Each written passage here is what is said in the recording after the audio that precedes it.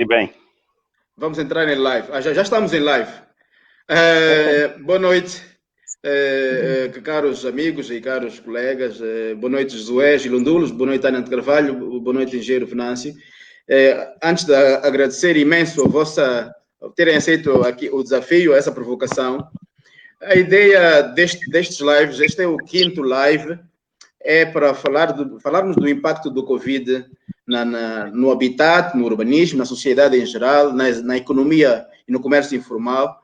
Bom, a ideia é colher contributos de várias disciplinas, várias especialidades, para termos um documento, algo que possa ser construtivo e para quem de direito poder usar, usar dessa sapiência.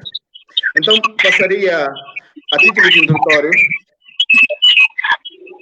Acho que era melhor desligar os microfones. Está a fazer eco. Tânia, consegue desligar o microfone? Tá fixe. Então, iria passar a palavra a título introdutório, né, a cada membro, começando pelo Josué, seguido da Tânia e depois o engenheiro Venâncio, no máximo 5 minutos a título introdutório, para falar do impacto do Covid. Caríssimo Josué, tem a palavra. Olha, Ilídio, eu primeiro quero agradecer pelo convite e depois pela grata honra de estar aqui a partilhar esse espaço com o engenheiro Venâncio, que eu sigo no Facebook, e é a primeira vez que estamos num espaço comum, ainda que virtual. A Tânia, que não me dá confiança porque está cada vez mais a ganhar dinheiro, não sei como, tem medo de partilhar, mas é sempre um prazer, de forma humilde, contribuirmos com aquilo que podemos neste momento desconhecido. E é um momento desconhecido não só pelo desconhecimento conexo à pandemia, mas exatamente porque nós, enquanto país, também estamos a viver a primeira vez um estado de emergência já prolongado em 45 dias, que põe em xeque, quer do ponto de vista institucional, a capacidade de realização do poder, quer do ponto de vista familiar, comunitário e social, a capacidade das pessoas obedecerem à lei, obedecerem ao poder, no contraste com sua condição de vida. O que é que eu quero com isso dizer? É que as exigências que a pandemia e, consequentemente, o estado de emergência impõem sobre os diferentes segmentos sociais produzem sentimentos diferenciados e comportamentos diferenciados.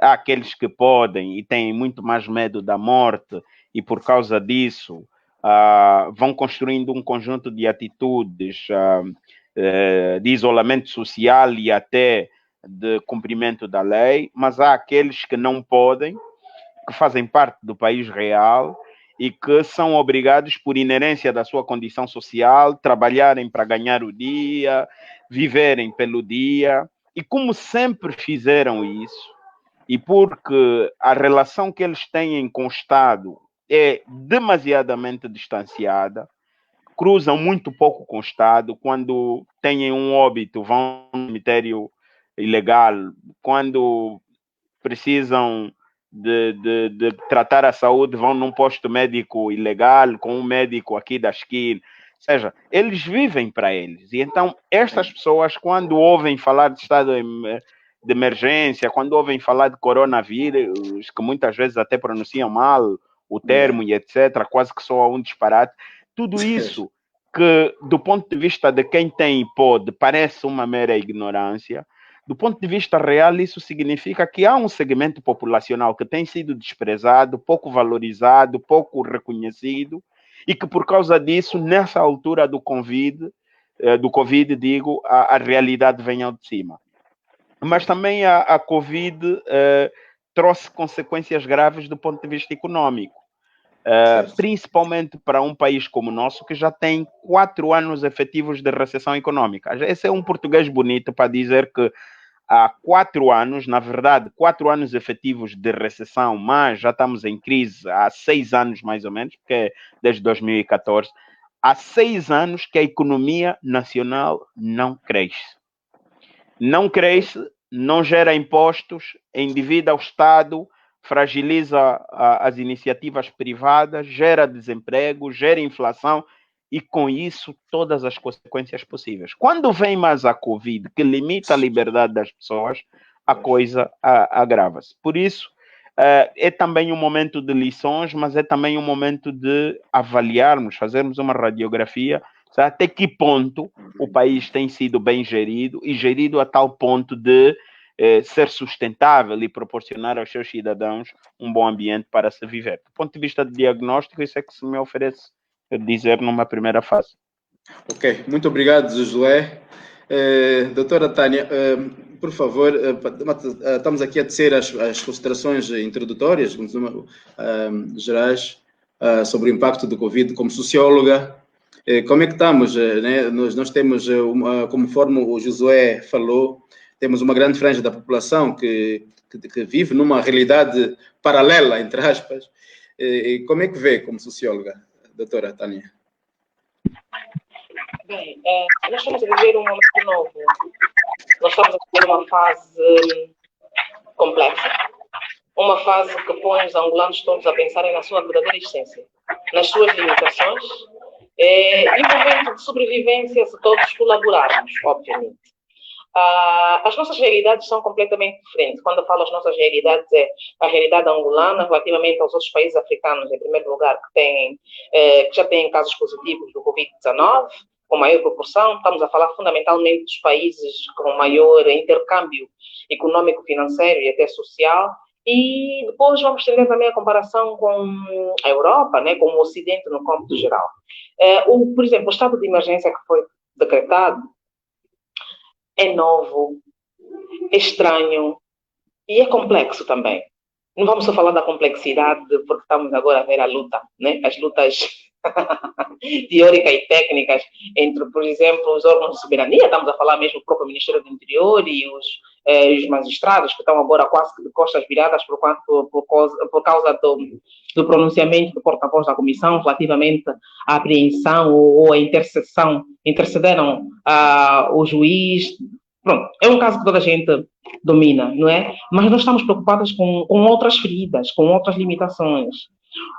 A maior parte do mercado informal, ou se não todo, é dominado pelos angolanos que têm como a venda a sua única fonte de subsistência. E até o mercado informal é que sustenta o mercado formal angolano, ninguém fala isso. Aliás, estamos aí diante do economista que depois com certeza vai se pronunciar sobre o assunto. Nós temos uma população cuja a maior fatia, a maior faixa é extremamente pobre. Nós temos famílias que são obrigadas a vender diariamente para terem, no mínimo, 2 refeições ao dia. Nós temos famílias que estão privadas, até podem ter o meio de compra, dinheiro, mas não podem comprar bens para uma semana de consumo, porque vivem num bairro que não tem luz elétrica da rede, não é? Que diariamente tem que comprar combustível para o gerador, ou têm outras fontes de iluminação. Aliás, temos os relatórios estatísticos produzidos recentemente pelo INE, que deixam muito bem clara essa realidade. No entanto, nós já paramos para perceber como estão a sobreviver essas famílias. As famílias que todos os dias têm que ir comprar frango, porque não tem luz elétrica para pôr na arca, para congelar, para consumir, estão a viver como? Estão a sobreviver como?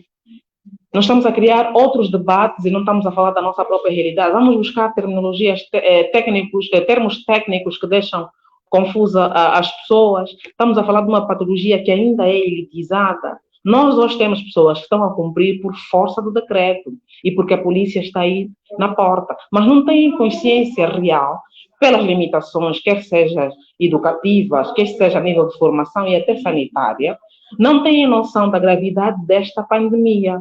Ainda temos angolanos que acreditam que é uma patologia que só só vai ficar contaminada as pessoas da elite, né? As pessoas que viajam, as pessoas que têm acesso a bens e serviços que os demais não têm. No entanto, nós estamos diante de um problema muito grave, que vai passar também pela consciencialização das pessoas. E eu costumo dizer sempre, se o governo angolano não aprender nada com a realidade que nos mostra o Covid-19, não vale a pena viver.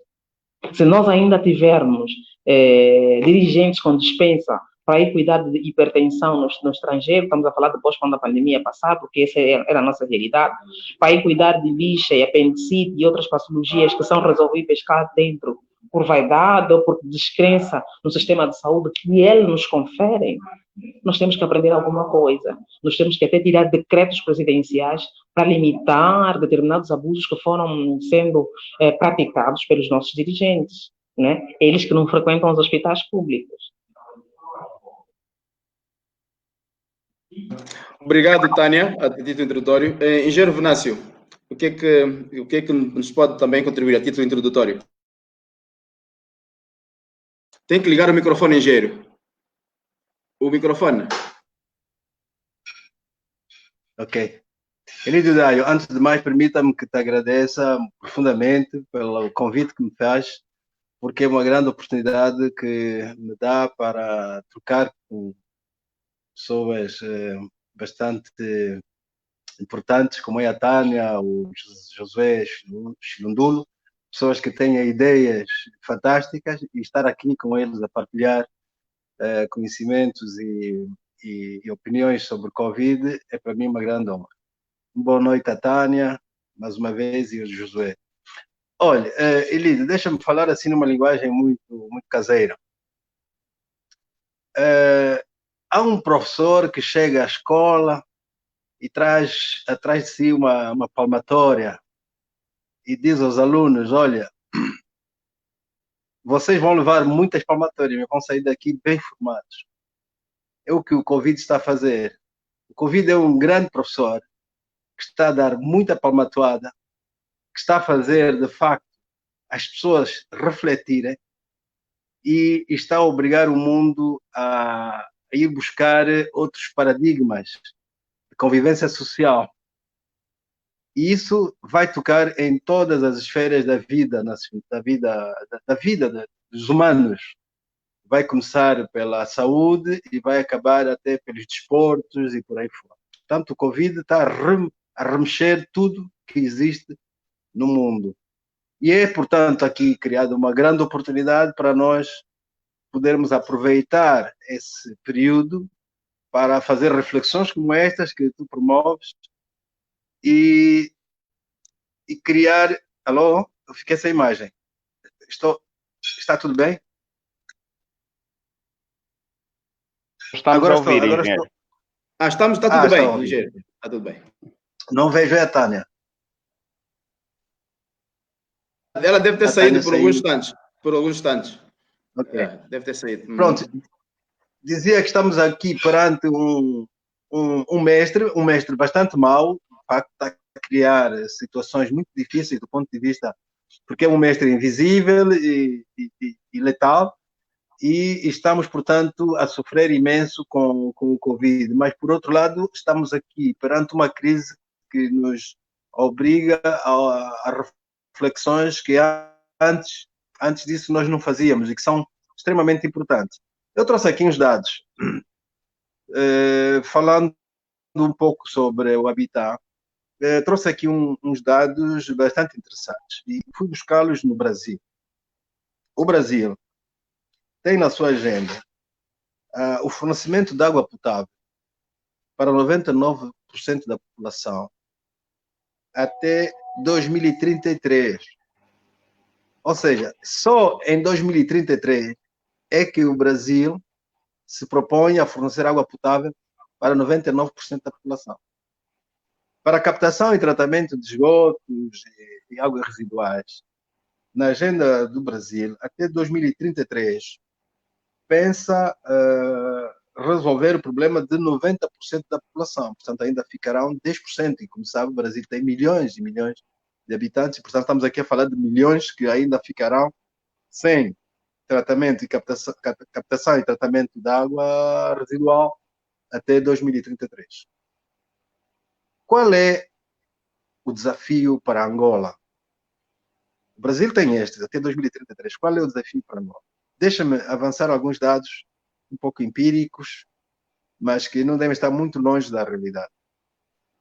No nosso caso concreto, e da maneira como nós estamos a resolver o problema da captação, distribuição de água potável para a população de Luanda, pelo menos, nos meus cálculos, nós não vamos fazer isso, não vamos conseguir dar água em abundância, como deve ser, até os próximos 30, 40 anos.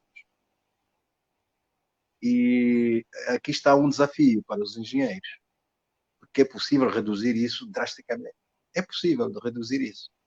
E o Covid, esta crise que a gente atravessa hoje, nos empurra para este tipo de reflexões. Temos que ser mais ousados na resolução dos problemas candentes da humanidade.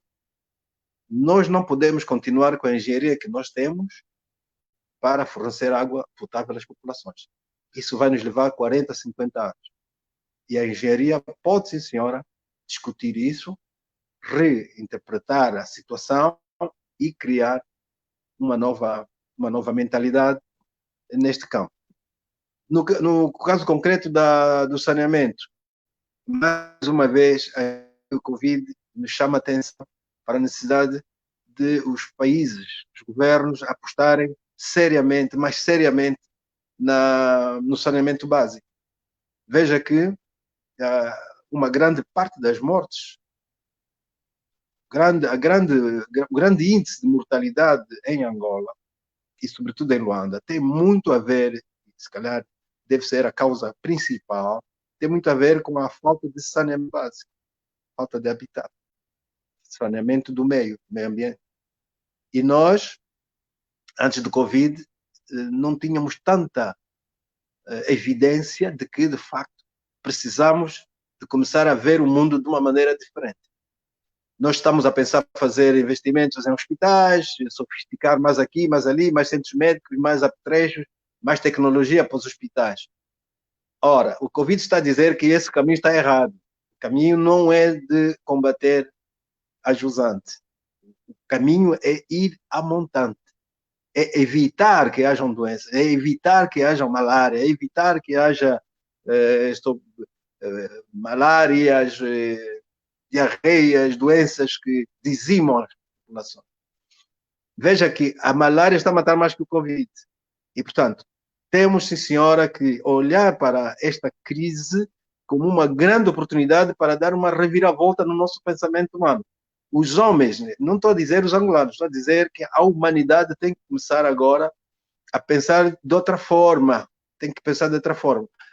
Alimentação. Começando pela alimentação. O que é que nós comemos? A gente entra por um supermercado, que a gente chama de supermercado moderno, que é a modernidade. O que é que a gente come lá dentro? Plástico, venenos, etc, etc. E quando saímos cá fora, depois não aguentamos, não temos imunidades. E o Covid vem para nos dizer que você precisa de ter imunidades, precisa de ter um corpo alcalino e não um corpo ácido. Não é? Portanto, há aqui um conjunto de desafios que surgem com o Covid para despertar a humanidade no sentido dela começar a trabalhar com outro tipo de mentalidade. Esse fosso que existe entre os países muito ricos e países muito pobres, onde morrem pessoas de forma animalesca, porque não têm comida, não tem... Esse fosso grande entre uns e outros países, entre uns e outros homens, o Covid vem com essa palmatória para dizer que vocês estão errados, completamente errados. O Covid nos diz uma coisa até que é vergonhosa. Lídio, o Covid está nos a dizer que vocês nem sabem lavar as mãos. Estamos a aprender agora. Quer dizer, há aqui oportunidades para a gente refletir muito seriamente, a ver onde é que nós queremos levar a humanidade. E, portanto, para a introdução, eu ficaria por aqui para irmos discutindo à medida que forem surgindo os temas. Muito obrigado, engenheiro Venâncio, e apontou essa questão a montante, né, no que toca ao saneamento básico, as infraestruturas, e irmos resolvendo os problemas para não evitar usar os hospitais públicos. Isso também tocamos nas outras sessões, abordamos muito essa questão das infraestruturas. Doutor José Chilundulo, num cenário de contaminação comunitária, num provável cenário, né, que possa acontecer, e as pessoas que vivem no e do setor informal, né, do comércio informal, já imaginou, já cogitou esse cenário como é que as pessoas iriam viver nessa situação? As pessoas que vivem no e do setor informal, né? Como é que vê isso, doutor Chilundulo? Já sabes que eu e o doutor temos algumas alergias. Apesar de ter diferentes formações pós-graduadas, não me interessam muito os tipos. Tem razão, claro. Bom, e em relação ao... permita-me antes dizer o seguinte, o engenheiro Venâncio, houve depois um corte da internet, infelizmente eu não consegui ouvir tudo, mas falou em palmatória. A minha percepção é que mesmo para o proveito, a oportunidade pode ser tirada do contexto, há condicionalismos que decorrem de um trabalho prévio que, se não foi realizado, até a oportunidade de lições fica chamuscada, né? Assim que se costuma dizer. Por exemplo, as outras sociedades estão a refletir na reorganização da filosofia educativa, na reorganização da filosofia industrial, na reorganização da estrutura de proteção social, do Estado-providência. Nós nem sequer isso temos. Ou seja, mesmo até para repensar, por exemplo, a questão da proteção social, nós teríamos que decorrer isso de uma plataforma que traduziria a visão do Estado para a proteção social. Tu perguntas, como é que a população que vive no mercado informal, que vive do mercado informal, vai conseguir sobreviver a tudo isso? Não tem. Eu gostaria muito de ter aqui um discurso bonito, agradável. Não, na verdade, nós não temos nenhuma estrutura funcional de proteção social. Tu, se fores, o engenheiro Venâncio chamou a atenção do Brasil. O Brasil está a desenvolver agora um programa de assistência por via do Instituto de Segurança Social, onde o cidadão com um telemóvel se inscreve numa plataforma, desde que tenha trabalhado, tenha contribuído com alguma coisa para a segurança social em algum momento da história da sua vida, automaticamente ele tem benefício. E nós? Nós, apesar do ponto de vista da lei abrir espaço para as contribuições de segurança social por conta própria, nem sequer isso foi massificado para o pessoal que está na economia informal. Por quê? Porque o Estado sempre teve uma visão em relação à economia informal, uma visão pessimista. Não, a economia informal em Angola é rica e gera riquezas fenomenais. Eu gosto de usar como referência a escola Norberto de Castro, a escola de futebol Norberto de Castro, que tinha um custo mensal de $60.000, nasceu e viveu do rock santeiro. Está a perceber? Ou seja, do rock santeiro há pessoas a formarem engenheiros, médicos, doutores, etc., nos Estados Unidos, etc., ou seja, do 30. Então, se tu olhas para a economia informal como um espaço de pedintes, de gente sem noção, sem ideia, tu começas a ter medo da economia informal e, em vez de ir ao encontro dela e agregar valor, você exclui. E é por isso que crias fiscais energúmenos a andarem atrás de senhoras, porque você não consegue observar o valor que aquelas senhoras têm e que podem contribuir para o bem-estar do país. Mesmo quando tu sugeres, vamos dar 8.000 kwanzas a quem? Eu conheço o país adentro, por inerência dos trabalhos sociais que faço pela ADRA, pelo SICA, pela APDCH, por outras organizações da sociedade civil. E Malange, por exemplo, não vamos distante. Aqui em Malange, tirando o município sede de Malange, os outros 13 municípios vivem de permuta. Então tu vais dar 8.000 kwanzas aqui, pobre, para comprar aonde? Vai para o município do Quela, não tem loja, não tem espaço para comprar, para gastar os 8.000 kwanzas. Então, quando tu pensas, não vou dar 8.000 kwanzas, tu estás a pensar num país que começa e termina na mutamba. Tu não estás a pensar num país real, com razões sociológicas objetivas, limitada no tempo e no espaço. Então, por que pensamos assim? Porque a nossa abordagem sobre pobreza, a nossa abordagem sobre a economia informal, a nossa abordagem sobre a necessidade de se dar uma melhor assistência social, quer para a educação, quer para a saúde, quer para a segurança alimentar, etc., é muito limitada e circunscrita aos limites de ignorância que os nossos gestores públicos têm. Há o estudo do Instituto Nacional de Estatística que diz que 13 milhões, perto de 13 milhões de habitantes, de angolanos, vivem abaixo da linha da pobreza. O que é que isso quer dizer? Quer dizer que essas pessoas não conseguem ter alimento suficiente para sobreviverem em circunstâncias normais. Ora, vejamos. A maior percentagem de empregabilidade nesse país é explicada pela agricultura familiar. Vai para o Orçamento Geral do Estado e vai ver a desgraça de recursos que são destinados para a agricultura. Zero. Até 2018 dávamos 0,4%. Com a chegada do presidente João Lourenço subimos para agora em 2020 acho que são 1,4%. Mas a taxa de execução orçamental para o setor da agricultura não supera os 60%. Quer dizer que está aí uma duplicidade de consequências que depois o cidadão comum, aquele que vive da agricultura, vive no residual. Não é uma questão de discutirmos se é uma economia clássica ou keynesiana de mercado. Não, é uma questão de olharmos para as pessoas sem tecnocracia, mas gerar empatia com o sofrimento das pessoas. O mercado informal, se organizado, mais do que gerar impostos, essa visão fiscal, gera melhoria da condição de vida dos cidadãos.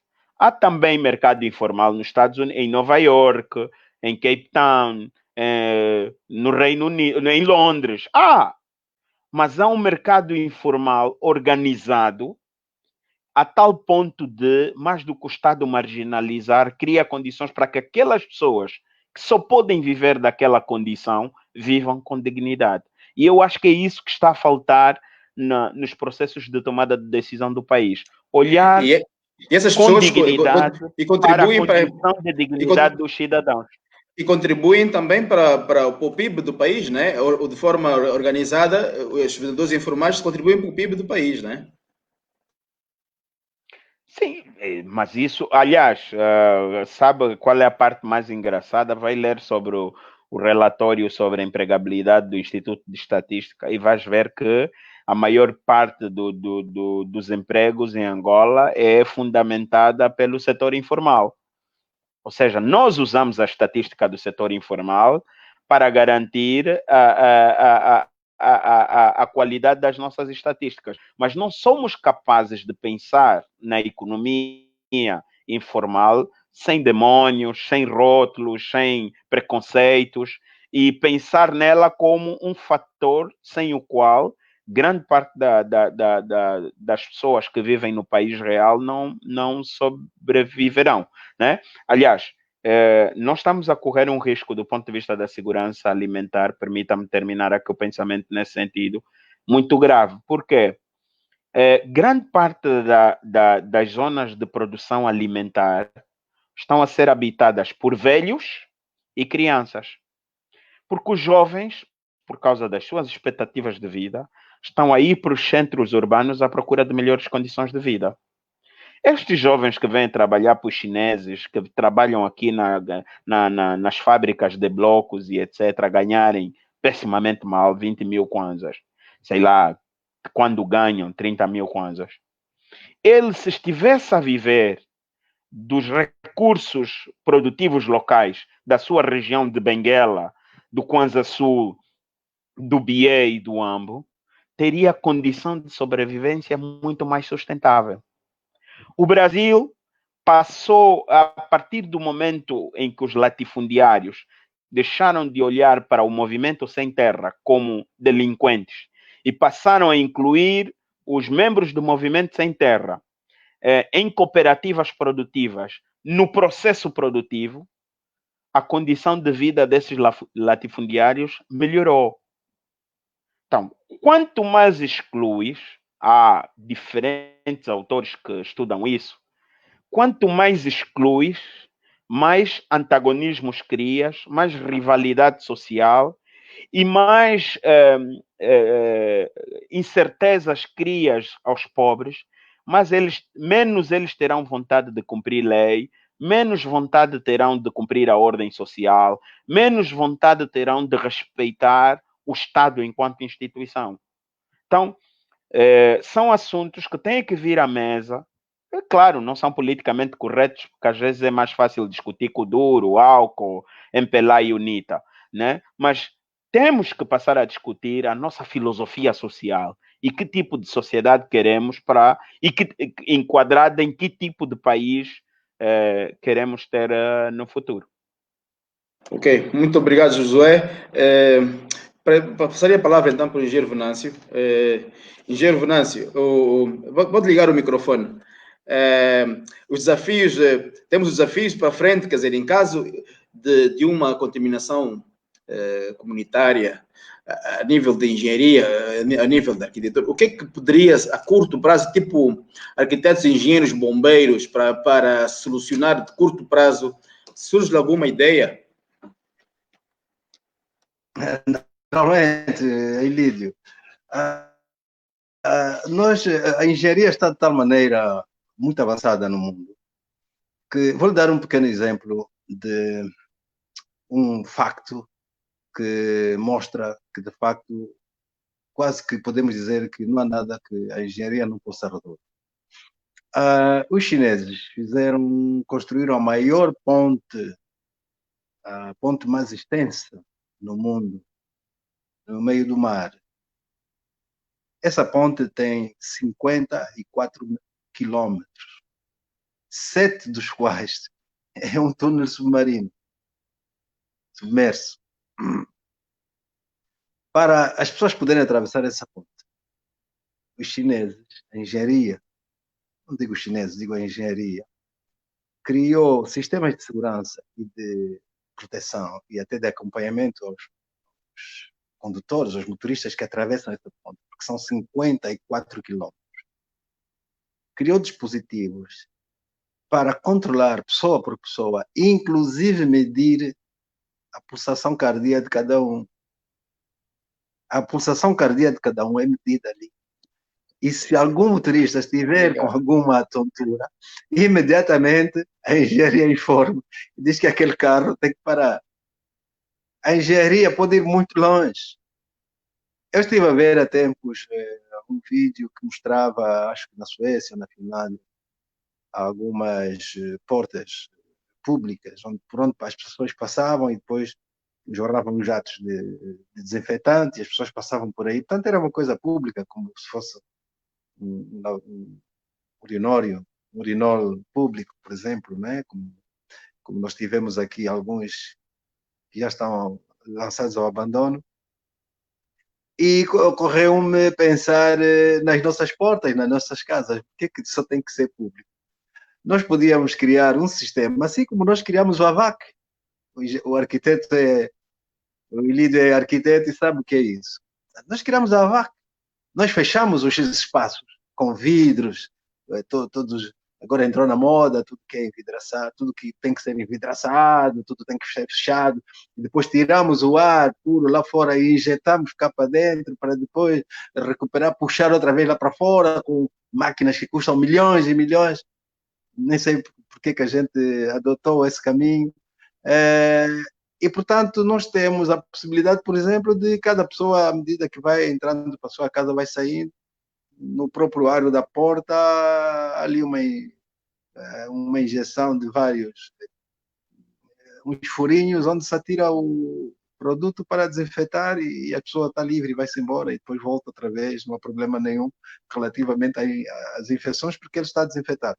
Ou seja, a engenharia pode buscar tudo aquilo que os homens decidirem para tornar a vida mais fácil, para melhorar a qualidade de vida das pessoas. O que é preciso é políticas que possam aproveitar os avanços da ciência e introduzi-las na medida da possibilidade,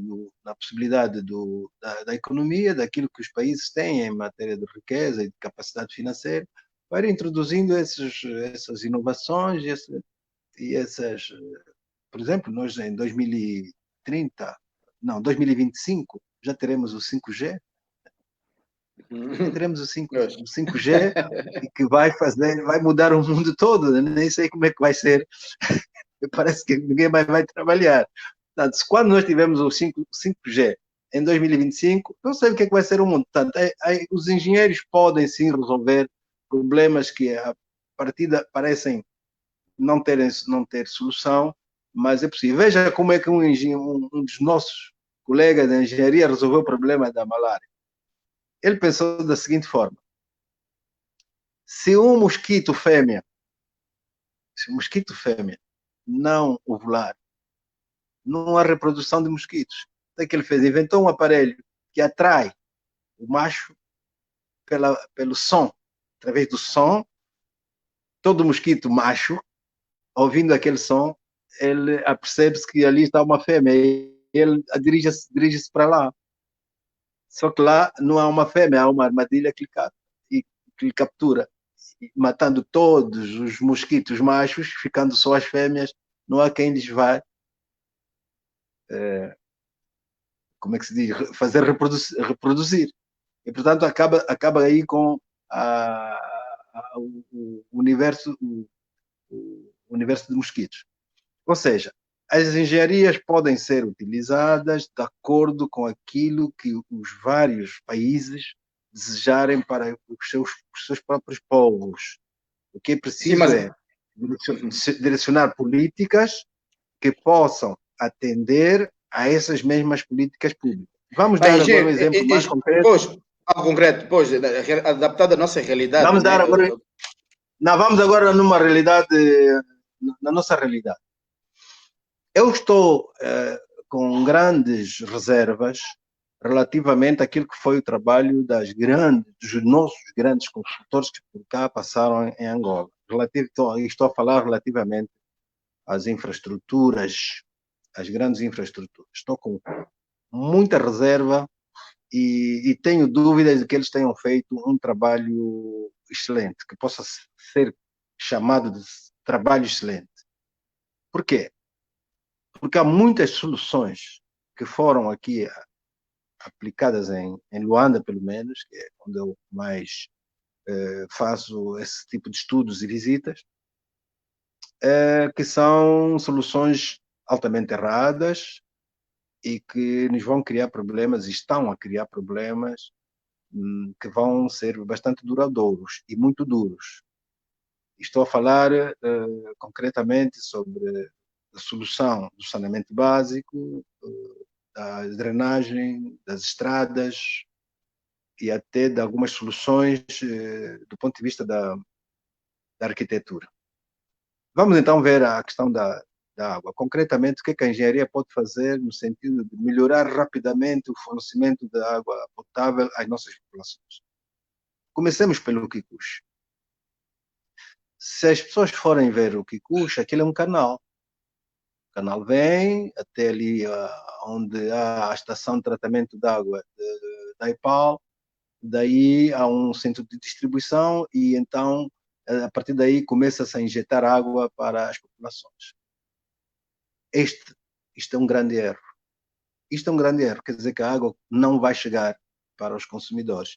E eu tenho certeza quase que absoluta de que isso foi um pensamento da engenharia de algum consultor que não é naturalmente angolano. A água do Kikuchi, mas a água do Kifangono chega para dar água 24 sobre 24 horas à nossa população de Luanda, com água 24 sobre 24 a sair do chuveiro. É muita água que nós temos. O que se passa então para nós resolvermos o problema da água? A engenharia está completamente invertida. Nós estamos a fazer captação, quase na fonte. Criamos aí um ponto de distribuição, grandes obras de tanques de distribuição, e a partir daí estamos a tentar mandar para o consumidor. Nunca vamos chegar lá, nem que for daqui a 50 anos. A partir do Kikuchi, e isso é uma solução que se calhar é discutível, mas do ponto de vista prático, isso resolve de certeza absoluta. A partir do Kikuchi, nós podemos fazer um canal, mas um outro canal, porque o canal do Kikuchi foi feito no tempo colonial. Fazíamos outro canal, íamos dar água aos zangos, a brincar com um pé nas costas, como se diz. Dávamos aos zangos 0, 2, 3, 1, por aí fora. Dávamos água à vontade e podia ir até o Kazenga, com água do Kwanza. Com água do Kwanza. A partir daqui do Kifangondo, nós podíamos dar água. Podíamos dar água canalizada, né? Como é que seria então a distribuição? Não, Ilídio, o problema aqui é tu colocares várias etas pelo caminho. Tu tens que ter água bruta para as etas. E as etas é que distribuem, é que mandam para os centros de distribuição. Vários centros. É por zona. Nós devíamos dar água por zona. Nós não estamos a fazer isso. Nós queremos dar água para Luanda. Esse é que é o nosso problema. Nós não vamos poder fazer isso. Então, a engenharia, e é aqui onde eu apelo, né, faço um apelo grande para os engenheiros estarem unidos, aproveitarem essa crise do Covid, que nos empurra para discussão, para maior coesão, para encontrarmos soluções que nunca foram pensadas, para a gente tentar resolver problemas que estão há anos e anos sem serem resolvidos, mas que podem ser resolvidos. Podem ser resolvidos. Nós podemos perfeitamente ir buscar água no Kwanza para dar água às populações. Podemos ir buscar água no Kifangondo e dar água para as populações. O que é que nós estamos a fazer? Estamos a captar, tratamos lá longe e depois queremos distribuir para todo mundo. Isso não pega. Agora, quem foi buscar essa solução de engenharia? Aí está. Eu não acredito que foi um grupo, um coletivo de engenheiros angolanos. Não acredito. O mesmo se passa com o saneamento básico, com as águas residuais. Então, como é que nós queremos resolver o problema da doença? Como é que nós não vamos estar todo o tempo a construir centros médicos? Se nós temos um sistema unitário, onde a gente manda as águas residuais no mesmo canal, onde a gente manda a água de drenagem. Mas o que é isso? A engenharia não funciona. Não temos capacidade para pensar. Não, eu não posso aceitar isso. Tá? Aqui, é isso que eu dizia, que o Covid é um mestre que nos vem dar palmatoadas e nos vem obrigar a pensar melhor as engenharias, as arquiteturas, as economias, a saúde, a agricultura. Agora nós estamos a ver que, afinal, se nós tivermos boa imunidade, se nós tivermos um corpo são, se nós tivermos um corpo alcalino, as doenças não entram. Só agora é que estamos a dar valor a essa tese, digamos assim, que é uma tese natural, que não precisávamos de ir muito longe para a gente descobrir isso. Então nós não sabíamos já que nós temos que comer comida do campo. Nós apostamos mesmo em buscar a comida na Europa, na Argentina, os frangos que ficam 3 meses no barco para chegar aqui e distribuir para toda a população. Nós não podemos fazer isso aqui em Angola. Não podemos dar a ração às galinhas, para as galinhas darem ovos, para a terra começar a dar produtos vegetais, cereais, frutas, e nós vivermos disso. Temos que comprar barcos e barcos. E mais, veja, estávamos a preparar portos para poder entrar mais barcos. Gastar mais dinheiro para fazer mais portos e para entrar mais barcos. Engenheiro, está tudo invertido. Sim, antes de passar a palavra ao Josué, houve 2 questões daqui da audiência. Uma questão é do Silvino Colenda, pergunta qual é o consumo diário básico, uma estimativa de consumo diário básico da população residente em Luanda. E depois o Miguel Dias também pergunta como é que está aquele projeto financiado pelo Banco Mundial do sistema de captação. Essa era outra pergunta, né? Qual é o ponto de situação do sistema de abastecimento de Luanda Bita Tank, caso tenha alguma informação. Ok, é o seguinte, vamos começar pela água. Se você traz água tratada de um ponto até o consumidor em 10 quilômetros, só 10 quilômetros, que há mais, né? Vamos só falar em 10 quilômetros, são 10 mil metros. Se tu tiveres uma tubagem, sei lá, de 300 milímetros ou 200 milímetros, e fizeres a fórmula do círculo da área, né, do caudal, tu has de ver que em 10 mil metros, em 10 quilômetros, fica milhões de litros parados. Parados. O que é que você devia fazer?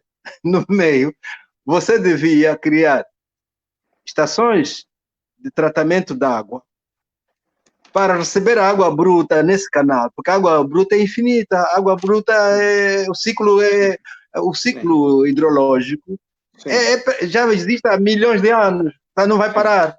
Então tu tens sempre água bruta, tu tens sempre água dos rios. Angola tem essa riqueza natural, que são as águas do rio. Essas águas, água bruta, tem que entrar para a cidade e da cidade distribuir por pontos, para tratamento e entrega. É só isso. É uma engenharia fácil. Então nós não temos essa capacidade. Mas a água tratada que nós temos, de certeza absoluta, que está no meio do caminho. Por isso é que quando a gente tem uma ruptura, então vem aí para dizer, olha, vamos fechar das 7 às 8, ninguém bebe água porque estamos a fazer a reparação. Naturalmente, porque você está a reparar na água já tratada. Quando você devia ter água bruta, depois fazer as reservas e fazer a distribuição normalmente. Essa engenharia é contrária àquela que existe hoje em dia. Portanto, nós não podemos aceitar que nos digam que precisamos de 1 milhão de metros cúbicos de água e só temos 500 mil metros cúbicos de água para dar. Não, você não tem 500 mil metros cúbicos para dar. Você tem para dar milhões de metros cúbicos. O problema é que você está a dar já tratado e, portanto, você não tem essa capacidade. Vamos lá ver agora a questão do saneamento. Bom, o saneamento, claro, tem várias componentes. Mas vamos para... Deixa-me só...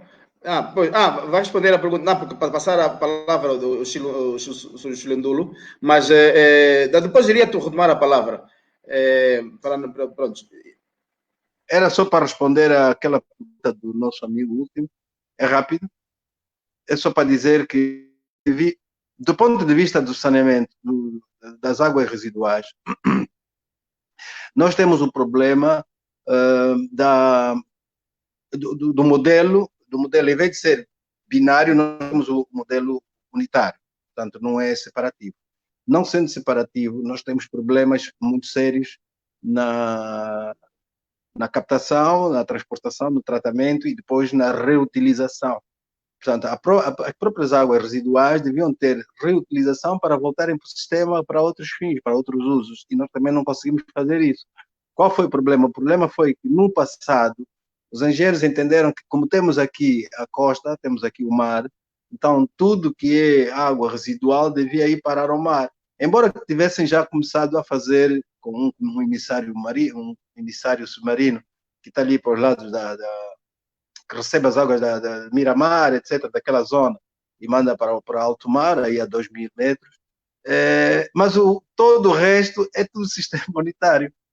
Sendo sistema unitário, não há saneamento básico em Luanda. Não temos saneamento básico. Não tendo saneamento básico, nós não podemos ter saúde. Ninguém. Não só aqueles que vivem nas periferias, nos chamados museques, nos guetos, mas também aqueles que vivem nas zonas mais consolidadas e nas zonas mais urbanizadas. Ninguém tem saneamento básico.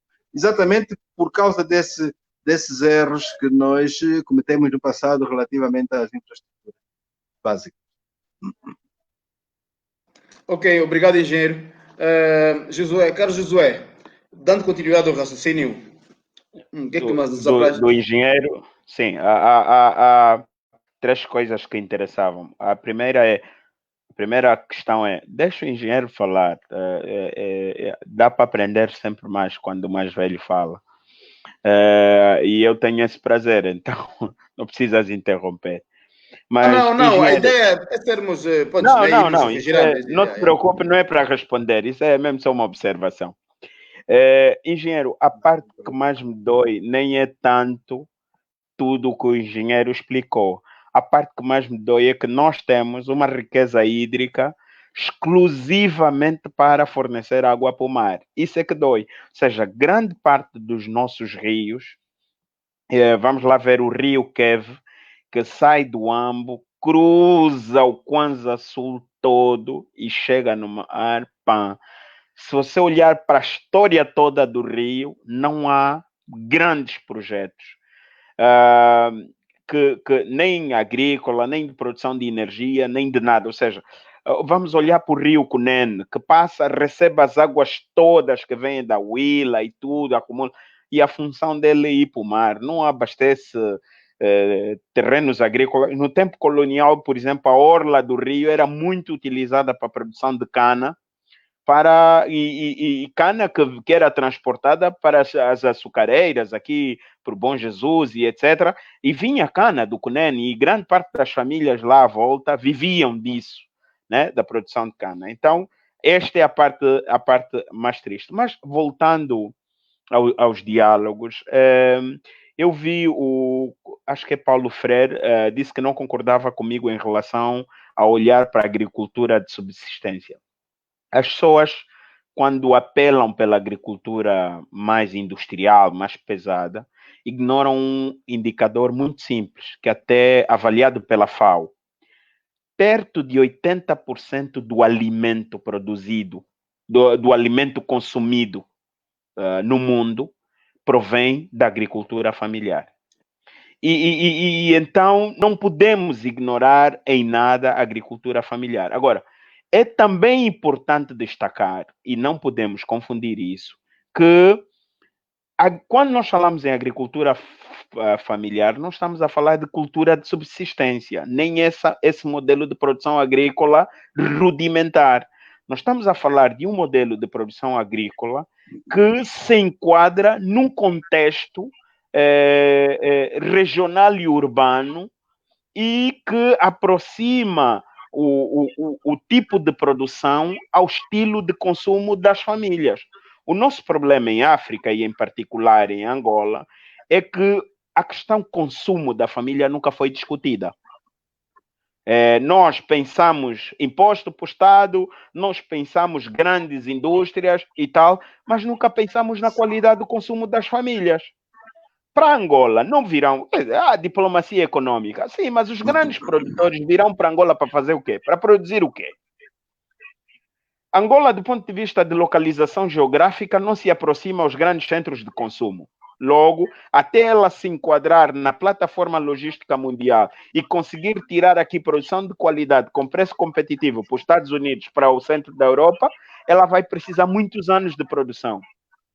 Angola tem dificuldades de aplicar tecnologias produtivas avançadas, não só por causa do custo de contratação dessas tecnologias, mas porque o custo de contratação de mão de obra em Angola é muito alta. A nossa qualidade de ensino, o nosso currículo, não permite que um cidadão formado em Angola entre para os centros produtivos com a mesma qualidade que entra um cidadão que se formou, e atenção, para não dizerem que vamos buscar referências externas, vamos falar daqui da África do Sul, vamos falar da Namíbia, vamos falar até do Congo democrático. Atenção, o Congo pode ter aquele nível de desorganização todo, mas do ponto de vista da qualidade de ensino e de pesquisa e de investigação, supera em demasia Angola. Moçambique, que é um país pobre, que vive de grande parte da sua vida depende de doações, tem muito mais investimento em pesquisa e desenvolvimento do que Angola. Aliás, Angola, até 2016, não constava sequer da lista dos países que designavam cota parte do seu orçamento para pesquisa e desenvolvimento. E, no entanto, do ponto de vista de ranking, Moçambique está 70 pontos acima de Angola. E, no entanto, Moçambique é um país pobre. Então, aqui, do ponto de vista da forma como fazemos as políticas públicas, uma necessidade de maior participação, maior fiscalização, maior transparência nas intenções, repito, do tipo de país que nós queremos atingir. Dói-me, por exemplo, quando a China está a pensar em Rota da Seda, em lua artificial, o professor chamou a atenção. Eu chamo professor por força de hábito. Tenho muitos colegas professores e trato todo mundo de professor. Engenheiro Venâncio. O engenheiro Venâncio falou daquela ponte que foi construída na China e etc.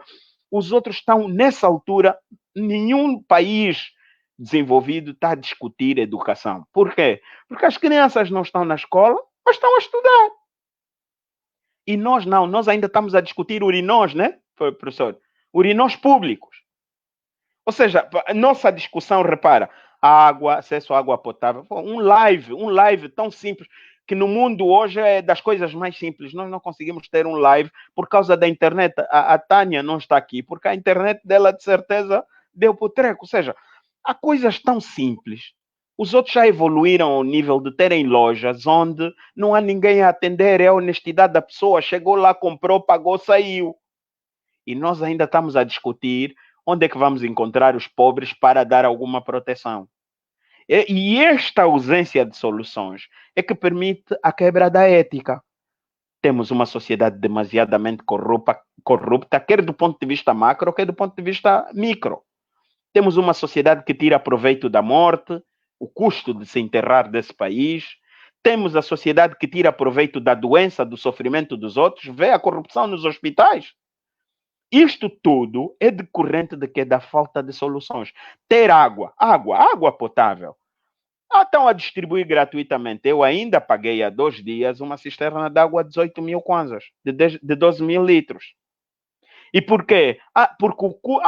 Ir tirar a água da girafa custa muito caro e etc. Então, se o Estado admite que não tem condição de dar água a todos os cidadãos, o que é que custa flexibilizar o acesso à girafa?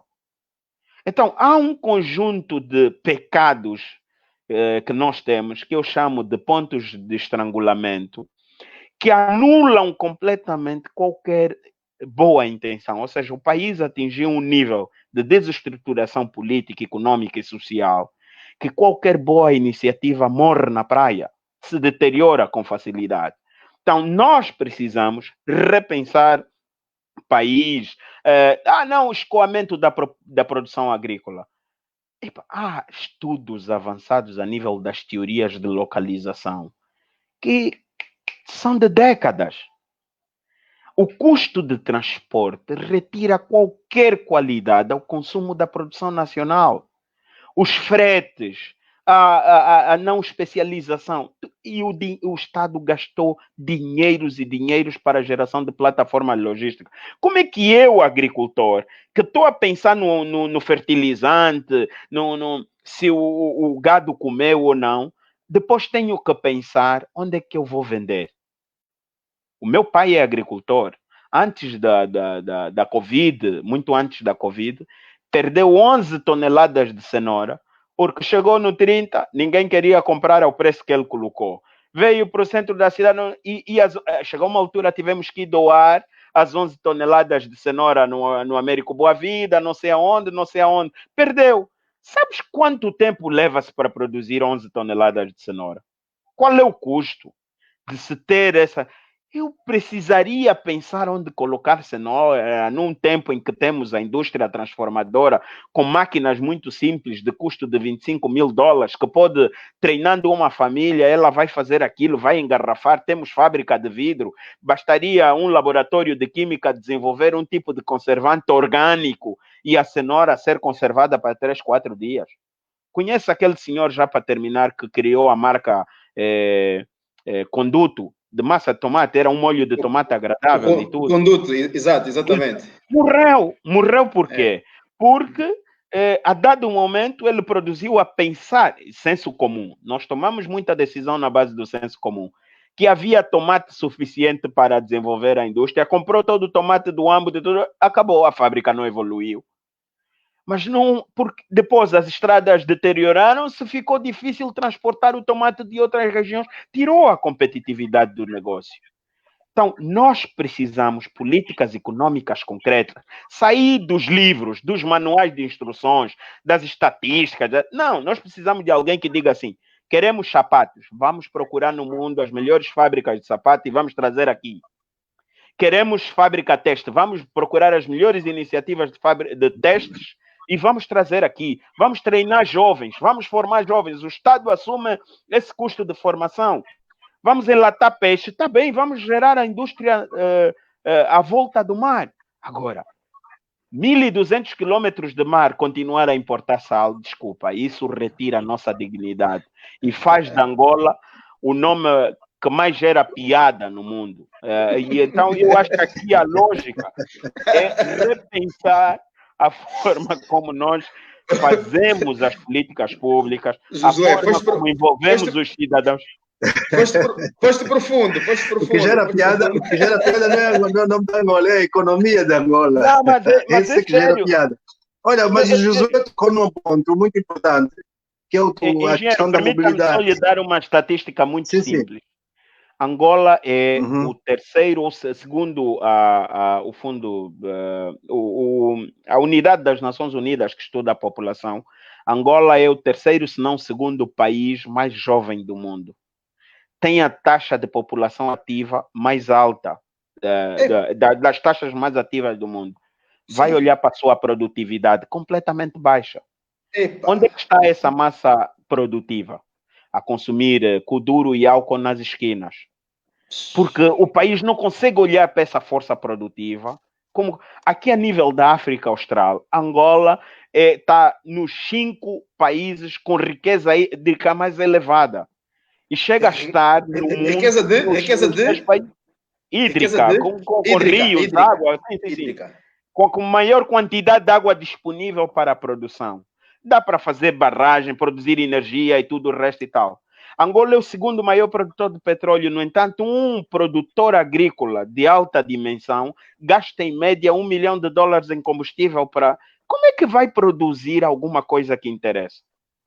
Então, nós temos que olhar para isso e acreditar que é possível. Não é ir buscar lá fora.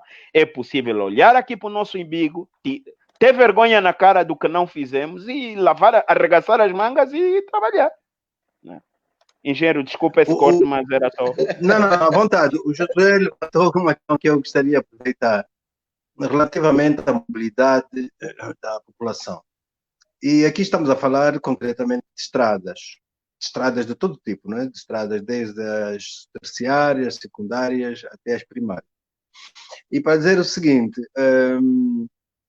se nós apostássemos na agricultura como uma prioridade para fugirmos da dependência do petróleo e criarmos condições, pelo menos, para alimentar a população, tirando milhões da pobreza, tirando milhões do desemprego, nós teríamos apostado na agricultura e, em simultâneo, quem aposta na agricultura aposta nas vias terciárias e secundárias. Nós não fizemos isso. O que é que aconteceu? Começamos a fazer estradas e estamos a fazer reparação de estradas com asfalto, quando nós podíamos optar por estabilizadores de solos, de modo a criar vias que possibilitassem um escoamento folgado de toda a produção agrícola nos campos. Nós temos, Elidio, nós temos 75 mil quilómetros de rede rodoviária, 75 mil, nós só mexemos em 10 mil. 65 mil quilómetros estão aí, subaproveitados. Por quê? Porque nós ou fazemos terraplanagens, que não duram, ou fazemos asfalto, quer dizer, estamos nos 2 extremos. Criamos aqui 12 mil. Ou fazemos muito caro, ou fazemos muito barato. A solução devia ser intermédia. Nós temos aí um monte de marcas, Terrazime, o Clicrete, os vários estabilizadores de solos. O que é que eles fazem? Como nós temos muita latrite, temos bons solos que recebem, que têm uma boa composição de argila, nós poderíamos utilizar esses produtos, que aquilo é apenas uma mistura, aquilo são os tambores, né? Como os tambores, mistura, faz a compactação, depois a terraplanagem, e sai ali um piso que pode durar 10 anos. Há pisos feitos com estabilizadores de solos que até podem receber aviões, mas nós não estamos com essas soluções. Preferimos outras soluções. Engenheiro, será o caso do Misha? Será o caso de Misha? Já me disseram isso, e eu se calhar vou ter que concordar com as pessoas, se calhar os negócios baratos, eficazes, não eram muito bem-vindos, se calhar. Então por que a gente não aposta? Há países muito desenvolvidos que apostam nessa tecnologia, nós não apostamos por quê? Então, se calhar, deve ser mesmo um problema da Misha. Deve ser, aliás, Não, engenheiro, é nós fomos porque não temos considerados, vergonha na cara, é só por isso. nós fomos considerados um dos países mais corruptos do mundo, portanto, não estamos muito longe disso. Eu acho que é preciso a engenharia começar a olhar para a criação de condições e da melhoria das condições de vida da população com outros olhos, com olhos mais realistas, com olhos mais patrióticos, até eu diria mais patrióticos. Gastamos bilhões de dólares em estradas, bilhões. Não conseguimos ir buscar a mandioca do homem que está a 30 quilômetros. Então gastamos bilhões para fazer o quê? Portanto, temos que inverter isso. Temos que inverter isso e tem que ser rápido. As infraestruturas para fazer funcionar esse país não estão criadas.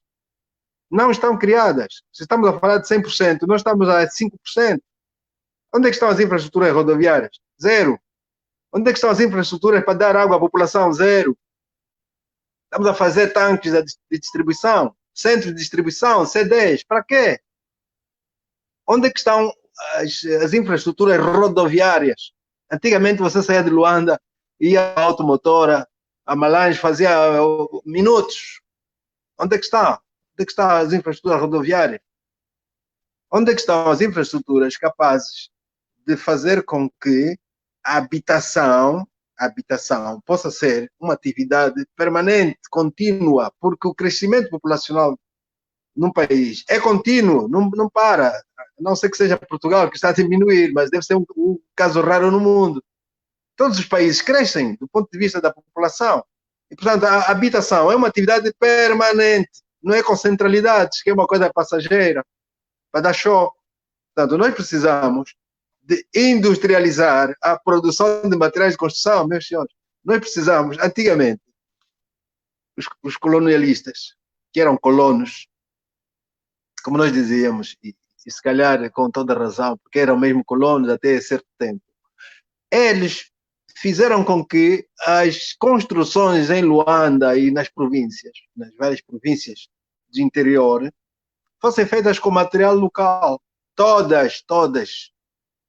A Avenida Brasil, nos combatentes, etc. Tudo material local. E mais, e uma arquitetura apropriada para o nosso clima tropical, em que você não precisava de ter ar-condicionado, meter vidro, fechar tudo e depois tirar o ar com máquinas e não sei o quê. E era tudo, andava. Nós tínhamos habitação em marcha, todos os dias saía 1, 2, 3, 4 casas, não parava. Portanto, nós precisamos de industrializar esse setor. Estamos aqui a tentar mandar vir empresas com materiais importados, fazer habitação e depois entregar à população, ainda por cima com sorteio. Isso está errado. Nós temos que produzir aqui o marmorite polido no chão, para fazer lambris, para fazer até bancadas de cozinha. Os muros de quintais, o arquiteto se calhar vai corroborar comigo. Os muros do quintais, antigamente, levavam pedra trabalhada. É. Aqui tirávamos no caquaco. Caquaco tem. Tem muito calcário, bom. O vidro saía aqui na vidro. O marmorito fazíamos aqui na Cuca para todos esses edifícios. Eram fábricas, pequenas fábricas. Então, nós temos que apostar aí, não é mandar vir empresas para fazerem prédios, mais prédios, depois vão-se embora e acabou, não há mais possibilidade de fazer prédios. Ou seja, nós temos que inverter e temos que ser mais patriotas. Temos que olhar mais para o nosso país com mais amor. E não olharmos só para o nosso bolso, para a nossa barriga, para os nossos filhos. Temos que olhar para o futuro. Temos que olhar para os nossos netos. Nós temos que fazer um país, não é para nós, é para os nossos netos. Por isso que temos que ser exigentes. E eu não vou parar de fazer isso. A minha exigência vai ser cada vez maior. Eu vou exigir que os nossos governantes cada vez mais se empenhem, cada vez mais se Entreguem a causa desse país, não para tirar rendimentos agora, para si e para os seus filhos, não, é para tirar rendimentos para as novas gerações. E para as novas gerações, nós temos que investir agora, temos que criar base, temos que criar a base, a infraestrutura, que vai conduzir para a criação de um país novo. E onde é que estão essas infraestruturas? Meus amigos, nós não temos, estamos parados. Em infraestrutura, estamos parados.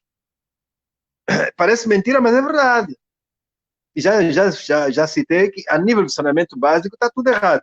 Vamos ainda ver a nível da limpeza pública e da recolha de resíduos sólidos. Há dias estivemos a ouvir que vão privatizar o aterro sanitário. Mas onde é que está a política pública? Alguém me consegue mostrar a política pública em relação à limpeza da cidade e à recolha de resíduos sólidos? Vamos fazer como a recolha de resíduos sólidos. Dessa maneira, como a gente está a fazer. Com os contentores a matarem pessoas nas ruas. Há tempos, um jovem estatelou-se contra uma ponta saliente de um contentor que estava posto no meio da estrada. E dessa maneira que vamos fazer a recolha de resíduos sólidos. Quantos anos mais?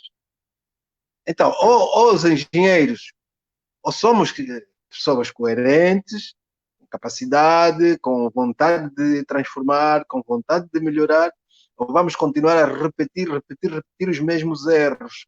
Não podemos fazer isso, temos que parar. Nós precisamos de ter uma engenharia de recolha de resíduos sólidos, porque é uma das partes do saneamento básico.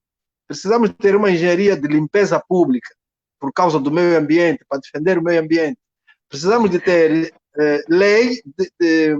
a lei do ambiente. E temos que ter fiscalização das ações de urbanização, de urbanismo. Porque se nós não tivermos... Relativamente à recolha de resíduos sólidos, há a questão da sua sustentabilidade financeira, né? O quanto custa recolher resíduos sólidos. Não é um problema financeiro, é um problema de esquema, é um problema de esquema de engenharia, de recolha. Está errado. Nós estamos a fazer das 5 fases, nós estamos a fazer 4, o Estado é que paga pelas 4, está errado. Está errado. Claro que eu não tenho tempo para esmiuçar aqui como é que se pode fazer uma engenharia de recolha de resíduos sólidos mais eficaz e mais eficiente. Eu não consigo lhe pôr aqui todos em pormenores, mas eu estou-lhe a dizer, e eu desafio a pormos isso na agenda para uma discussão alargada. Eu desafio a toda a gente que está envolvida na recolha de resíduos sólidos para pormos isso na agenda e nos reunimos para discutir. E eu vou apresentar a ideia que tenho com pormenor. O que nós estamos a fazer, meus senhores, está completamente errado. É caro, é demorado, não é higiênico e é perigoso. E, portanto, quando nós temos... Engenheiro, eu ouvi em tempos na LAC um gestor de uma... desculpa cortar. O gestor de uma empresa... que produz aço, de uma empresa de aço, que tinha mais de 40... Sim, mais de 46 milhões de kwanzas disponíveis para comprar o ferro reciclado. E tal como esta empresa de aço, tem empresas de vidro e etc., que estão de plásticos, né? Que estão a recolher esse material e, no entanto, o Estado não está a pagar absolutamente nada. Aqui, para concordar com a ideia do errado, é que na lógica da sustentabilidade e com a inclusão de processos de reciclagem com as devidas compensações fiscais, não há como não concordar com a ideia de que essa forma de juntar tudo e de distribuição de michas e etc. Né? Josué, nós estamos a tratar tudo como lixo. Estamos a juntar tudo e temos compactadoras. Exatamente. Nós estamos a dar tudo como lixo, nem tudo é lixo. Luanda já gastou mais de 300 milhões de dólares mês para limpeza. E, no entanto, não há sim, espaço algum de referência em relação à limpeza, né? Sim. Portanto, aqui o problema está no modelo. O problema está no modelo, porque nós estamos a dar tudo como lixo e pusemos tudo no mesmo saco. Não é. Tem que haver, primeiro, já tem que haver uma educação, uma mobilização, uma sensibilização das populações, no sentido de, pelo menos aquelas populações que estão em quarteirões, em zonas já urbanizadas, onde há acesso de viaturas, etc. Pelo menos, começando por aí, podíamos fazer até a separação. Começar a ensinar as pessoas a fazer a separação. Muitas embalagens, muito plástico, muito vidro, etc., que vai para o lixo, não devia ir para o lixo, porque não é lixo. Isso é outra indústria, está dentro do processo, é uma outra indústria. E isso pode gerar emprego, vai tornar mais fácil o próprio modelo de ser resolvido diariamente. Vamos ter poupanças em termos de equipamentos, a tecnologia que nós estamos a usar é extremamente cara, exige muita assistência técnica, muita reposição de peças, etc. Engenheiro, portanto, tem uma pergunta do arquiteto Nuno Brandão, pergunta: qual será a origem dos recursos para o dito programa de infraestruturação? É preciso apontar apenas erros ou carências? É preciso parar de apontar os erros ou carências. Sim, soluções, exato. Ele está soluções. Como é que poderíamos buscar recursos? Ok. Aonde? Para as estradas já disse que podemos gastar metade apostando nas vias terciárias com materiais, com outra tecnologia. Estou a falar de processos há pouco eu pronunciei a palavra, de materiais que são aqueles que permitem melhorar os solos, né? Portanto, solos melhorados com um material apropriado para dar resistência e poder fazer com que o tempo de vida útil de uma terraplanagem possa ir até 7, 8, 10 anos. Portanto, estamos a falar de poupanças. Nem sequer estamos a falar de buscar recursos. Nós não precisamos de buscar recursos. Precisamos de poupar os recursos. Estamos a falar de infraestruturas para fazer a adoção de água para as populações. O que é preciso fazer? Um canal não custa muito dinheiro. Um canal para ir buscar água no rio Kwanza, levar, abrir com máquinas e fazer passar a água bruta até uma estação de tratamento de água. Uma estação de tratamento de água, quanto é que custa? Meu caro, você pode fazer tratamento de água com $100 mil, com $150 mil, com 50 mil. Você pode pegar uma estrutura, uma tecnologia que vai fornecer água para muitas pessoas com 50, 100 mil dólares. Nós não estamos a falar de buscar dinheiro para infraestruturar. Nós estamos a falar de poupar dinheiro na infraestruturação, que essa infraestruturação é uma infraestruturação de reparação, é uma infraestruturação de melhoria. Então, como é que nós vamos fazer a industrialização dos materiais de construção? Meu caro, antigamente, ali na Cuca, havia uma fabriqueta pequena que fornecia marmorito polido para quase toda Luanda, e havia naquela altura 500 mil pessoas. Estou a falar de pequenas oficinas. Estou a falar de reciclagem de vidro. O vidro recicla 100%. Se você conseguir recolher todo o vidro que vai para o lixo, juntar isso, você vai ter uma indústria.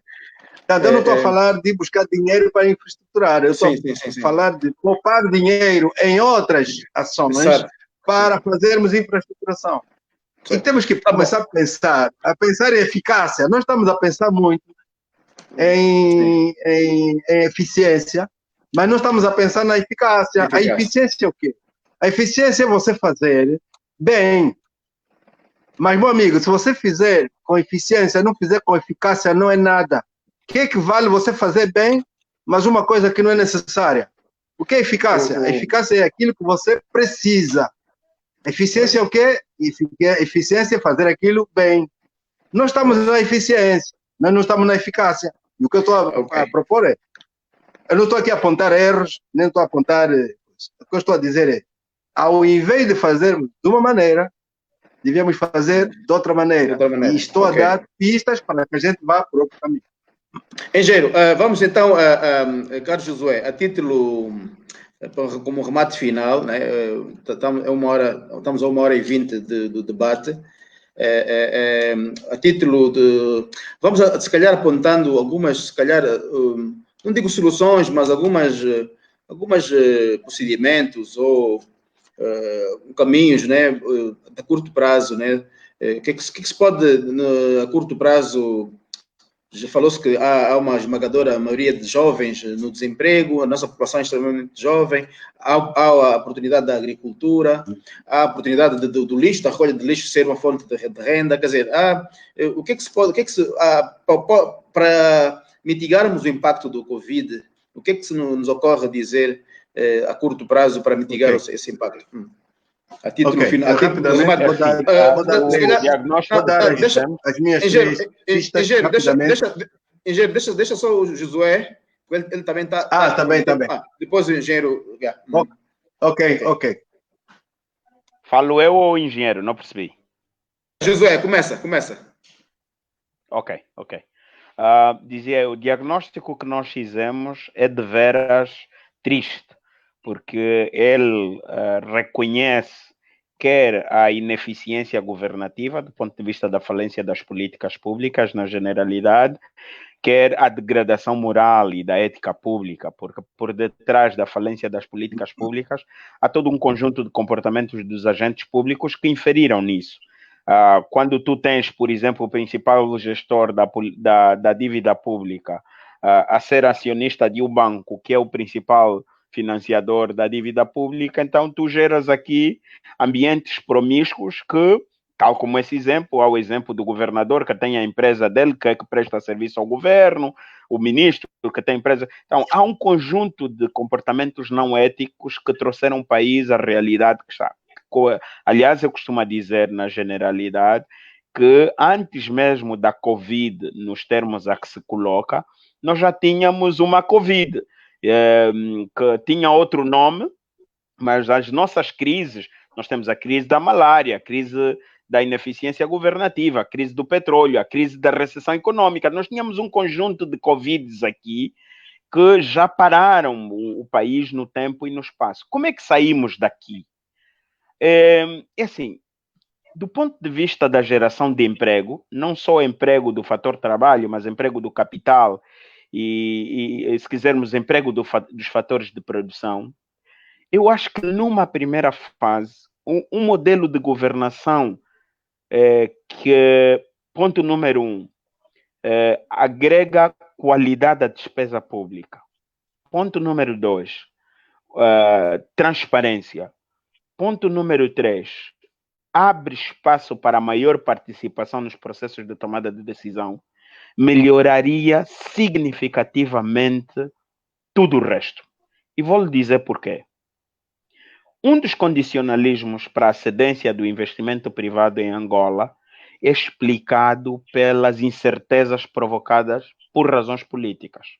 Conflitos políticos, ausência de confiança na governação, falta de certeza nas tomadas de decisão e a demonstração clara de objetivos estratégicos concretos.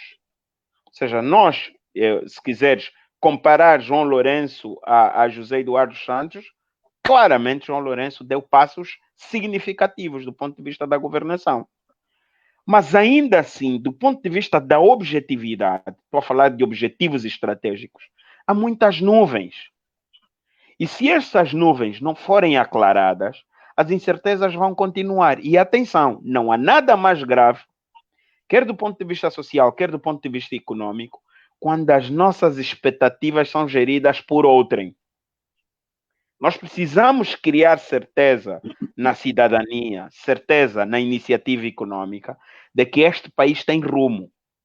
E isto passa por quê? Não é só diálogo, não é só discurso, é com ações concretas. Tragam à asta pública a ideia da certificação da dívida pública. Tragam à asta pública quanto ganhamos com o repatriamento de capitais. Tragam à asta pública o que é que se está a fazer para melhorar A, B e C.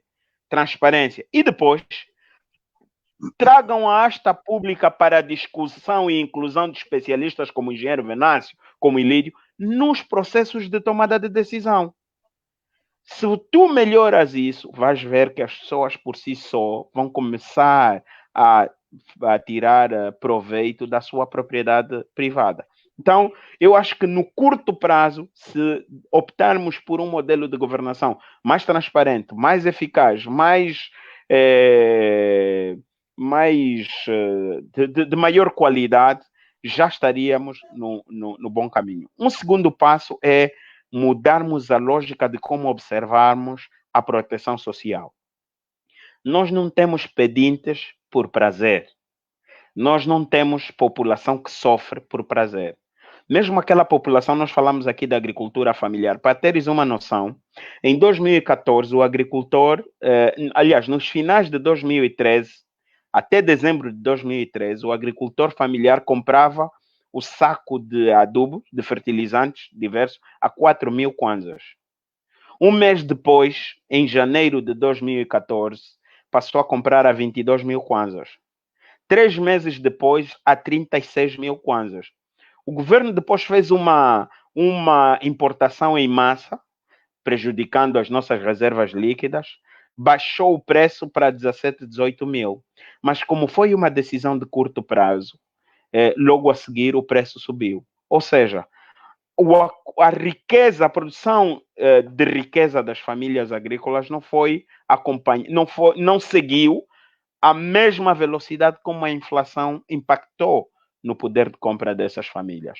Então, é preciso repensar a forma como vamos potenciar essas famílias de forma imediata. Não é para amanhã, é para ontem. Exatamente para voltarmos a potenciar esse linear de rentabilidade das famílias para manter a sobrevivência, enquanto se pensam em projetos macro. Eu não acredito num governo que faz tudo, nem acredito numa lógica de investimento macro. Eu acho que, tal como em outras paragens, é por via do micro, pequeno negócio que vamos conseguir fazer desse país um bom espaço para se viver. Então, se temos que bonificar os créditos, não vamos bonificar para os grandes investidores, porque esses têm capacidade para suportar o risco. Vamos bonificar os créditos para os micro e pequenos produtores, mas os verdadeiros micro e pequenos produtores, e não para os agentes dos CAPs ou para os que gritam mais yes, né? Mas para os verdadeiros. Pois, do ponto de vista da compensação fiscal, mais do que beneficiarmos do ponto de vista fiscal os grandes contribuintes, vamos pensar num modelo fiscal que aplica a justiça social. Não é só a justiça fiscal, a justiça social.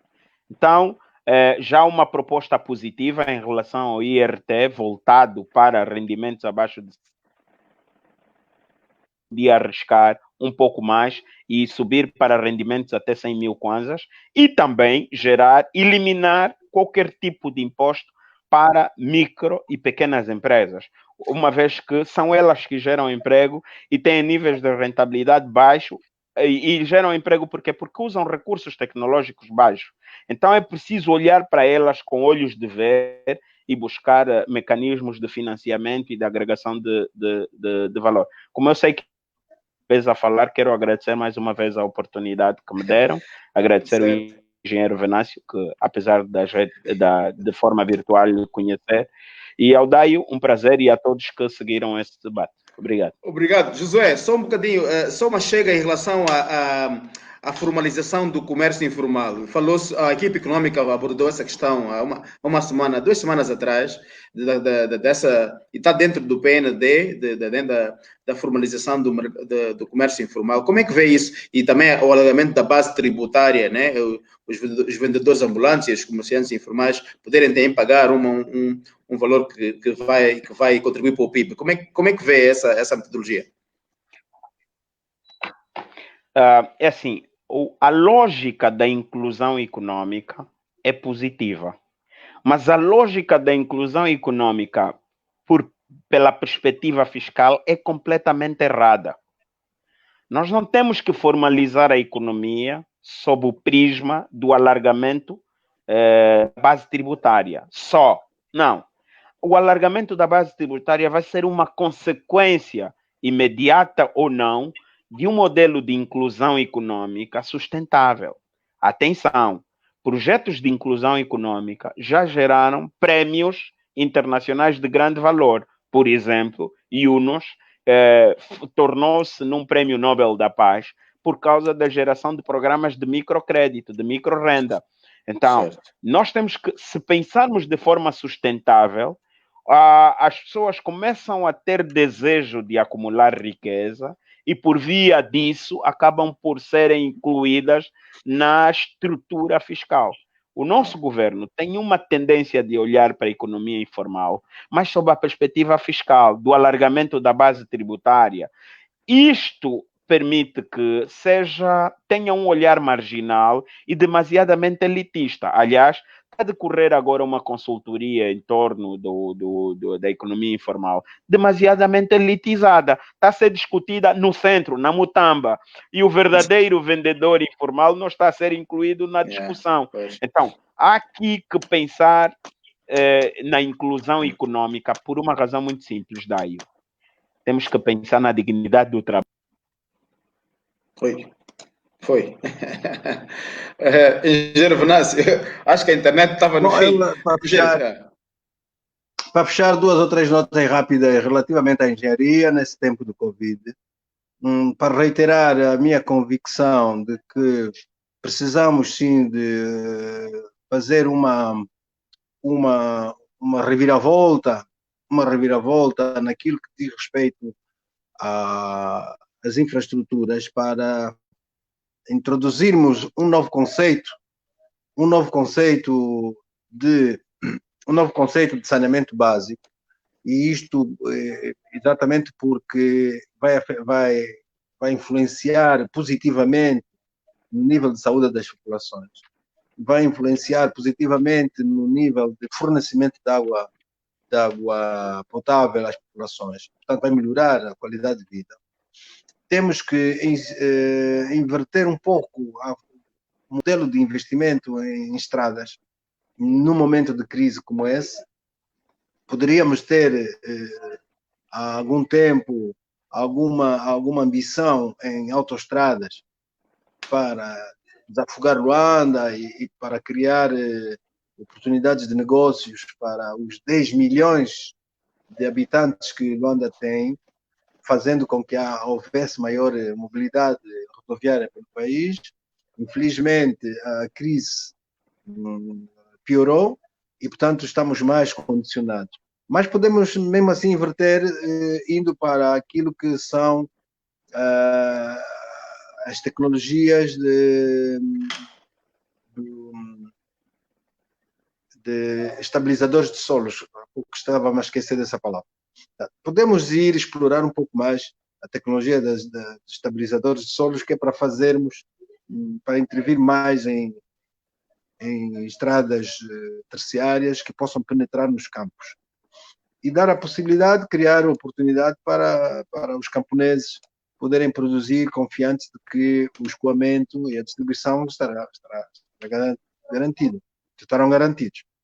Portanto, a nível das estradas, eu iria mais por aí, apostarmos em novas tecnologias, são mais baratas, são mais eficazes. A nível daquilo que é o meio ambiente, temos que apostar seriamente numa nova mentalidade de recolha de resíduos sólidos, envolvendo a população, e há formas de se fazer isto. A população tem que participar com 2 fases desse processo. Elas são 5 no total e estamos a fazer 4, deixando uma apenas para a população, que é o produtor. Podemos entrar numa nova era de limpeza pública e de preservação do meio ambiente,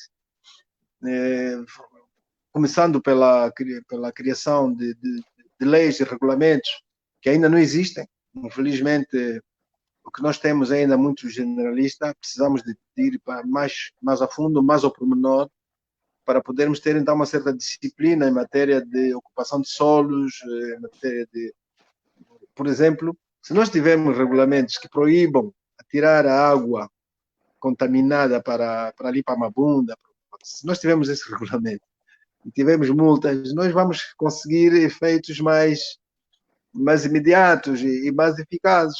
Nós, enfim, pusemos ali a fiscalização a trabalhar, mas não há uma legislação que suporte todas essas ações. Então, a nível da engenharia, eu creio que há sim muita coisa que se pode fazer e há muita coisa que se pode pensar, começar a repensar, a reinventar, no sentido de irmos para um caminho mais parcimonioso. Não precisamos gastar milhões e milhões e milhões, como nós fazíamos antigamente. Eram tudo projetos milionários, não precisamos ir por aí.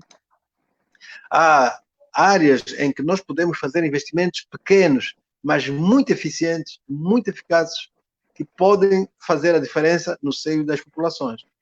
Nos bairros periféricos, no Rangeiros, no Cazenga, nas BES, nos bairros populares, no bairro operário, etc. Podemos fazer coisas pequenas, dinheiro, mas que tenham um impacto, que sejam muito impactantes na vida das populações e que melhore substancialmente a vida das pessoas nessas áreas. Portanto, a engenharia está aqui chamada agora a reinventar-se. O que é que vamos fazer? Não podemos fazer autoestradas. O que é que vamos fazer então? Vamos fazer estradas secundárias, vamos fazer estradas terciárias. Como é que a gente consegue fazer isso com menos dinheiro e com mais eficácia? Ok? Vamos introduzir uma tecnologia que possa trazer-nos poupanças. Como é que nós podemos resolver o problema da água potável para as nossas casas? Ok?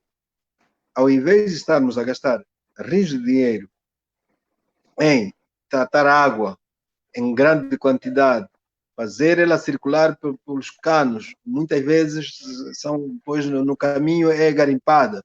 Em vez de estarmos a gastar por aí, vamos ver como poupar, fazendo um novo esquema de distribuição, de modo a que a distribuição seja zonal, ao invés de ser global, ao invés de ser municipal. E fazendo pequenas estações dessas, com água bruta, nós poderíamos melhorar imenso. É como se fosse... Eu, quando falo disso, eu estou a olhar para cisternas, várias cisternas a distribuírem águas pelos bairros. Fica mais dispendioso fazer isso do que criar estações de tratamento, pequenas estações de tratamento. Portanto, há aqui soluções, sim senhora, que a engenharia pode encontrar. Eu apelo aos meus colegas para que a gente sonhe um pouco mais com soluções. Nós já não temos a pressão dos consultores. Certo. A questão dos consultores também já foi um negócio, que depois acabou por nos trazer soluções erradas. Esse negócio das consultorias praticamente terminaram. Estamos nós agora aqui com a oportunidade, com o campo aberto para apresentarmos ideias, apresentarmos soluções para melhorarmos a condição de vida das nossas populações. Eu estou muito, muito, muito grato pela forma em como Josué colocou aqui as questões da economia, porque me elucidou em alguns pontos que eu tinha algumas dúvidas, e agora estou a perceber um pouco melhor, e a quem agradeço imenso. O Josué é um guru, o nosso guru. Josué, acho que precisamos estar juntos e trocarmos impressões, porque as engenharias têm que andar junto com a economia tem que andar junto com a...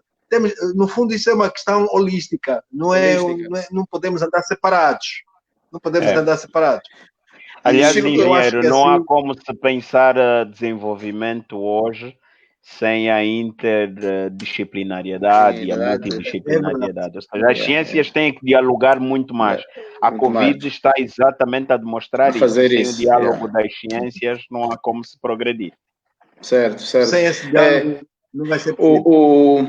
Josué, a net tinha caído, estavas a concluir no raciocínio, não sei se queres rebater. Sim, eu estava só mesmo a dizer que a pensar na inclusão econômica, repito, eu uso mais a expressão inclusão do que formalização, porque este termo é demasiadamente agressivo e é institucional.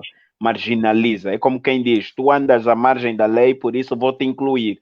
Quando, na verdade, esse que anda à margem da lei é consequência da violação, do não cumprimento dos objetivos de governação. Então, Sim. a inclusão econômica, que é uma linguagem mais pacífica, tem de ser observada sob a perspectiva por exemplo, aquilo que a OIT defende, que é a dignidade do trabalho.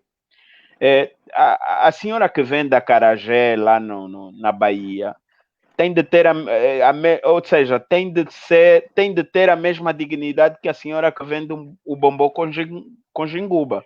E ela pode continuar a vender bombom com ginguba, e se não tiver rendimentos para pagar imposto, que não pague, mas que tenha rendimentos para, por exemplo, inscrever-se no Instituto de Segurança Social e garantir a sua proteção social, que tenha rendimentos que lhe garantam ter acesso a linhas de financiamento bonificadas, que tenha acesso a rendimentos que lhe dão possibilidades de viver e não só sobreviver, viver. Agora, se partimos do princípio da formalização elitista, vamos dizer assim, ok, vou formalizar aquele que pode pagar imposto, mas aquele que não pode pagar imposto vai continuar excluído. Não, a lógica tem que ser não só sob a perspectiva do alargamento da base fiscal, mas, acima de tudo, sob um processo de inclusão que agrega valor à dignidade da pessoa humana, que é uma condição, é um princípio constitucional. Mais do que tudo, é um princípio constitucional. E é dever de quem governa garantir que as pessoas vivam com dignidade. Era isso que eu queria terminar. Ok, muito obrigado, Engenheiro Venâncio, muito obrigado, José Lundulo. Antes de fechar, eu queria lançar-lhes um repto, inclusive mandei-lhes por e-mail um ensaio acadêmico, científico, de uns arquitetos, engenheiros e sociólogos do Instituto Politécnico de Madrid, com um conjunto de artigos, no máximo de 2 páginas a 4, artigos científicos e acadêmicos de como mitigar o impacto do Covid na sociedade. E aquilo está muito virado também para o habitat e para o urbanismo, mas obviamente como o problema é holístico, né, intervém em várias disciplinas, como acabaram de dizer. Então, o desafio é lançado no sentido de, e temos tempo, provavelmente o estado de emergência vai ser prorrogado por mais 15 dias, então poderemos ter tempo em casa para produzir um documento, uma folha A4, máximo, 2 folhas no máximo, para que a arquiteta Filomena, que também está a nos ouvir, ela trabalha na arquiteta e é decana docente na Universidade de Agostinho Neto. Ela ficou também com a Universidade de Agostinho Neto ter essa incumbência de compilar esses vários textos e publicarmos os textos e levar a quem decide, né? Para não ficarmos só pelo live, produzir um documento acadêmico-científico. Então, é o repto que lhes faço, não é opcional, não só aos meus convidados, mas também a outros que estão a nos ouvir, escrevermos, nunca é demais escrevermos e pormos no papel as nossas ideias, e agradeço antecipadamente o vosso contributo. Obrigado, grande prazer. Um abraço. Ok, eu que agradeço. Então, muito obrigado mais uma vez, um abraço, e então até terça-feira, vai ser interessante, terça-feira, que é o próximo live, teremos, já estão confirmadas as presenças, teremos o arquiteto Maembe, teremos a doutora Paulina Semedo, que é médica nutricionista, e teremos um antropólogo, Felipe Vidal, que vai nos dar a abordagem antropológica da coisa. E, ao menos os 3 já confirmaram presença, então até terça-feira às 19 horas. Ok, muito obrigado. Obrigado. Cá estaremos. Obrigado, até já. Até já.